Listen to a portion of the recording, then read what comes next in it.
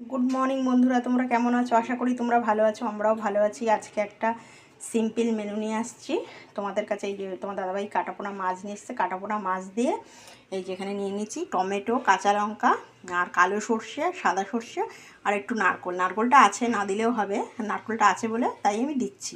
বাপের বাড়ির থেকে অনেক নারকোল এনেছিলাম তো, নিয়ে দিচ্ছি। এটা দিয়ে ভাপা করব, পুরোটা দেখতে থাকো তোমরা। সর্ষে দিয়ে বন্ধুরা, কড়াইতে তেল একদম তেতে গেছে। এবার মাছগুলো দিয়ে দেব। বেশি ভাজা হবে না, হালকা হালকা করে ভাজা হবে, খুব ভালো ভাজা হবে না, একদম হালকা।